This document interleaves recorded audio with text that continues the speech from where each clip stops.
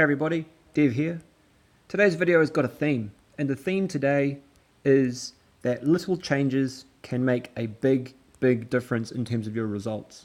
To illustrate this, I'm going to show you two war attacks on the same base that Omega and Dr. J made. Now, as you can see, they were made within about 10 minutes of each other, so we're going to presume that Dr. J was smart and he watched Omega's attack and slightly modified it.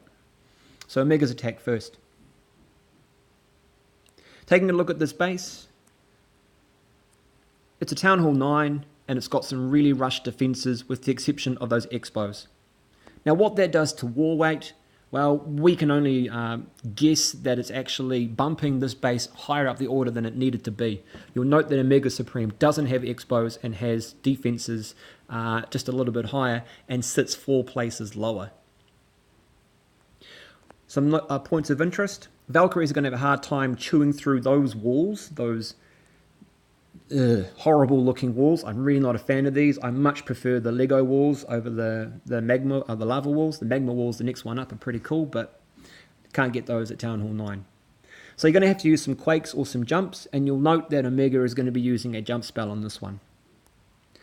Here's the CC radius, and the best place to draw is probably around about the 7-8 o'clock area. Taking a look, the hog should go to the archers first, but there is the danger the queen is going to kill off a rather weak hog first. Likewise, this wizard tower and cannon are going to cause it some grief too. Overall plan, draw the CC troops over to here and engage with a queen walk, which should go clockwise, funnel by taking out these buildings, and then Valks in from this area, a jump spell around about here, heal, rage, take out the core, and then basically make it up from there, I suppose. So we can see there goes the hog and archer, cannon, and wizard tower. Kill it off, but not before the full complement has been deployed. 4 loons and a baby drag. Note where the queen has come in. That's going to be important when Jay does this thing. Poison spells overlapping for maximum effect on these balloons. Baby dragon and the queen just wins that fight. The balloons get poisoned and the queen starts to engage the rest of the buildings. Now the archer tower and the cannon are doing a good job on her, so I had to pop the ability early. That would actually cost me a bit later on in this. Giants and wizards for me to funnel, and once that's done, I drop a jump spell. Now note the position of that particular jump spell. I've got access to this compartment, but I do not have access to this line or this line. That is what I intended to do earlier on. I still have access to the core, okay, but a subtle difference in Jay's attack actually makes it more effective. In goes the Valkyries. Note my CC Valks and my regular Valks are going in. They jump. I dropped a heal. I really meant to drop the rage. So that's a mistake that's actually going to end up costing me. Now you note the skeletons pulled the Valks off course. And the core has kept them together as a pack, which is still useful. My Valks have gone towards the south. They're still as a pack. And here's where I meant to drop my heal the first time, when the Valks were engaged on a wall under splash damage.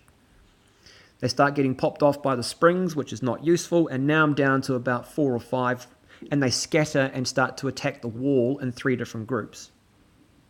Meanwhile, the Queen Walk is stalled, and the King has to be deployed in order to take out some more trash.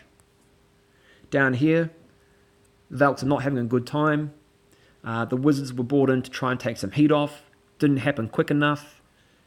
They did a job, but I'm still left with a cannon all the way down there behind some level 10 walls. Not a good space. The queen has stalled again and is on the wall. The king's having a hard time here. Splash damage taking out his barbarians, and the wizards are trying their best to take that heat off, but it's not working. There's the queen. Finally, she's doing something useful again. Perhaps I should have taken some wall breakers to help her out. She gets stuck on another wall. And you can see what's going to happen with 35 seconds to go. She'll eventually break through that. Could have been worse if she was actually targeting the version 10 wall there. But you can see it's going to end in a rather disappointing 98%. Now, where are the subtle differences? Well, okay, how about we play the right video? Chirp. Subtle differences. Spoiler alert, Jay gets 100%. Not spoiler alert is his army composition. He's got one less Valk because he's taking a golem in the CC. His heroes are also slightly larger. That will also have an impact. So he's going to do the same thing. He's going to attack by drawing CC from here, drawing them up to here, queen walking clockwise, Valks in the core, under rage, under heal, and job done. He uses a giant first of all, and then a hog, which I found quite interesting because if he'd seen my video, he'd know that a single hog would have been alright. So perhaps he wasted that giant there. But the genius of Jay's attack starts right here. He's used an archer to draw them out. That's something that Omega should have done straight away. Drops a poison. By dropping that archer, he actually keeps the queen away from the archer tower and the cannon, which actually makes a big difference here. Because as you note, I popped off the ability early for the queen. If I had the ability up in my sleeve, I probably could have broken through one of those walls quicker. He's used his golem down here to take the heat off the wizards who are clearing the junk. In go the Valks as a pack. And then the second part of genius for Dr. J. Look at the placement of this particular jump spell.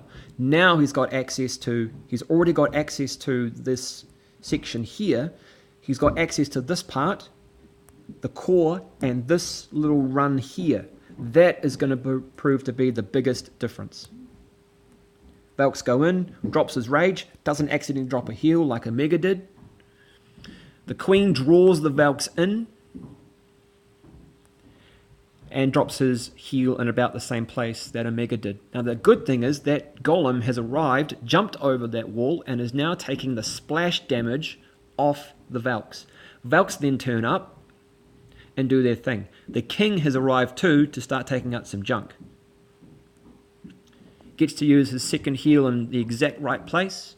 Queen walk about the same pace as Omega's one. But the difference is his Valks have gone the other way and they're still together as a pack, and there's about 8 of them left. Wizards to clear some more trash. Valkyries chewing their way through those Lego walls.